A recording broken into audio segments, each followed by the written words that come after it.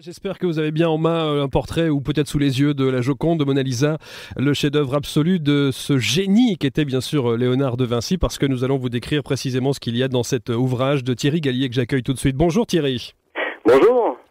Merci d'être là en direct sur Sud Radio. Vous êtes directeur artistique dans la presse, ce qui n'a absolument rien à voir avec l'univers de la peinture et la Joconde en particulier, on est d'accord ? On est d'accord, absolument, oui. Voilà.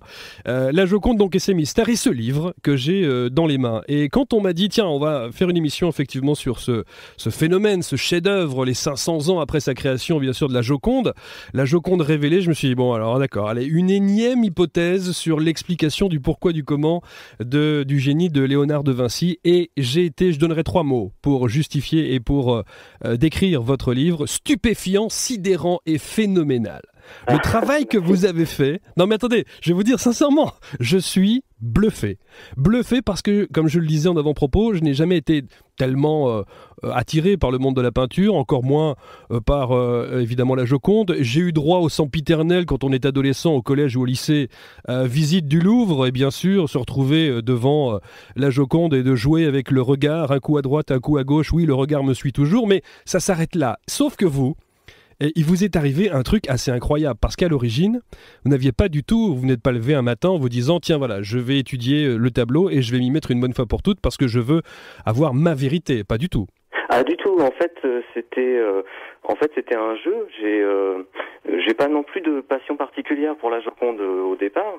Et par jeu, en fait, j'ai affiché la Joconde au mur de mon bureau, en me disant que j'allais réfléchir à essayer de trouver le mystère, enfin ce qu'il y avait dans la Joconde depuis 500 ans. Essayer de trouver, en fait c'est une image en 2 dimensions, hein, c'est une image toujours la même depuis 500 ans, et je me suis dit que comme c'était qu'une seule image, ce serait peut-être pas si compliqué de trouver ce qu'il y avait dans ce sourire et dans cette image d'aussi énigmatique. Et j'ai cherché, et en regardant en fait le paysage de fond, vous avez le paysage derrière Mona Lisa, et la partie droite et la partie gauche du paysage, et le paysage à droite est plus haut que le paysage de gauche. Alors on va rentrer dans le détail dans une seconde, parce que je voudrais quand même, j'espère que tous ceux qui écoutent l'émission ont le portrait justement de Mona Lisa sous les yeux, parce qu'on va essayer de décrire ça au fur et à mesure. Mais avant cela, vous savez qu'il y a quand même des gens qui disent que votre ouvrage va changer un petit peu la vision que l'on avait effectivement de la Joconde, que c'est plus qu'un livre, c'est carrément une thèse. Est-ce que vous êtes conscient de ça ?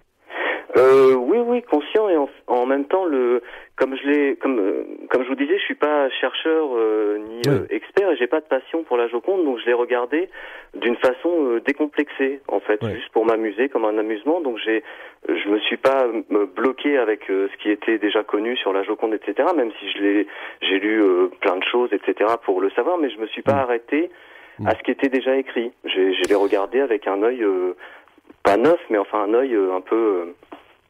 Un œil plutôt vierge, quoi, je dirais. Ouais, c'est ça.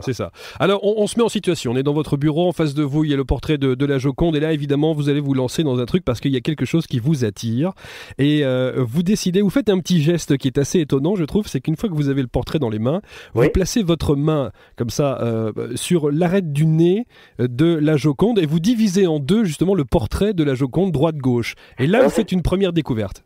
Voilà, c'est ça, c'est-à-dire que comme le paysage n'est pas raccord, et que quand vous regardez le visage, la partie gauche, quand on regarde, pas sa gauche, sa partie droite à elle, mais la partie gauche du visage quand on regarde, la partie gauche du visage est légèrement plus cabossée. C'est léger, c'est très léger, mais il y a des petites bosses, En fait, ce paysage qui n'était pas raccord, plus cette différence dans le visage, effectivement, j'avais une photo de la Joconde sur mon bureau, j'ai posé la main sur l'arête du nez, et j'ai basculé ma main, en fait, comme vous voyez, une porte de saloon, une porte basculante. Exact, absolument. J'ai vu qu'à droite et à gauche, le visage n'était pas le même. C'est pas le même. Donc ça veut dire que ça n'est pas la même femme. C'est la même personne, c'est Mona Lisa, mais à 2 âges différents, c'est-à-dire qu'entre la partie droite du visage et la partie gauche du visage, il y a à peu près 5 ans d'écart. Non seulement il y a une différence d'âge, mais il y a aussi une différence d'âme, enfin d'état d'esprit. C'est-à-dire qu'à droite, elle est souriante, elle est plutôt sereine. À gauche, c'est un sourire un peu plus triste. Elle est un peu abattue, elle est un peu triste, etc. Et je me suis dit, c'est pas la même. Donc j'ai pris une règle, un cutter, j'ai coupé dans le sens vertical le tableau en 2. Dans le sens vertical, au niveau, vous voyez, il y a une raie au milieu de ses cheveux. Absolument. J'ai coupé le tableau à ce niveau-là en 2. J'ai séparé les 2 parties, et là j'ai vu que c'était pas la même Mona Lisa. C'est-à-dire qu'il y a 5 ans d'écart entre la partie droite et la partie gauche. Voilà, 2 femmes, 2 corps, 2 émotions dans un même corps. C'est ça, c'est-à-dire qu'à droite, elle est sereine, elle est heureuse. Ouais. À gauche, elle est plutôt triste, elle a la tête qui rentre un petit peu dans les épaules, elle est un petit peu, les cheveux sont décoiffés. À droite, les cheveux sont très très bien coiffés, très droits, très raides. À gauche, les cheveux sont un peu emmêlés, etc. Il y a 5 ans d'écart entre la partie droite et la partie gauche. Et c'est, à mon avis, ce qui expliquerait le mystère du sourire de Mona Lisa. Ouais. Puisqu'on demande toujours si elle sourit ou si elle ne sourit pas, je dirais qu'elle sourit et elle ne sourit pas. À droite, elle sourit. À gauche, c'est un début de sourire, c'est un sourire un peu triste. Donc elle sourit, elle ne sourit pas. Et je crois que c'est ça qui crée le trouble dans le sourire de la Joconde. Bon, alors vous allez me dire, ceux qui nous écoutent nous disent, oui, bon, d'accord, ça c'est un premier état de fait, c'est une première analyse, mais vous allez voir qu'au fur et à mesure, la révélation, en tout cas la manière dont Léonard de Vinci aurait pu effectivement créer Mona Lisa, ce portrait de la Joconde, eh bien, va se révéler complètement à Thierry Gallier. Et alors, vous avez une manière dans votre livre de décrire tout cela, c'est-à-dire qu'on se croirait dans un bon polar, quoi. C'est-à-dire qu'on vit avec vous heure par heure. Hein. Voilà, c'est-à-dire qu'en fait, livrer toutes ces découvertes, enfin avec les guillemets qu'il faut évidemment, mais livrer toutes ces découvertes brutes de décoffrage, ça n'avait pas vraiment de sens. Donc j'ai expliqué heure par heure les découvertes et dans l'ordre où je les ai trouvées en fait. J'ai expliqué ça heure par heure et c'est vrai que c'était une nuit d'insomnie, faut bien dire. C'était pas un matin, c'était une nuit d'insomnie puisque quand j'ai trouvé ce truc de couper le tableau en deux et c'est impossible de trouver le sommeil.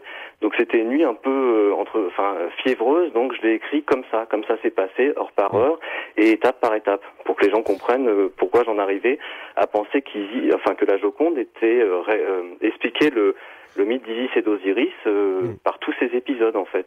Alors justement, puisque la suite, en tout cas toutes les révélations que vous allez pouvoir nous faire sur ce portrait de la Joconde ont un rapport avec Isis, Osiris, Horus et Seth, etc., vous allez nous dire, expliquez-nous donc qui est Isis, qui est Osiris, leur fils, le fameux beau-frère jaloux et meurtrier, en quelques mots pour qu'on puisse faire le parallèle avec votre analyse ensuite.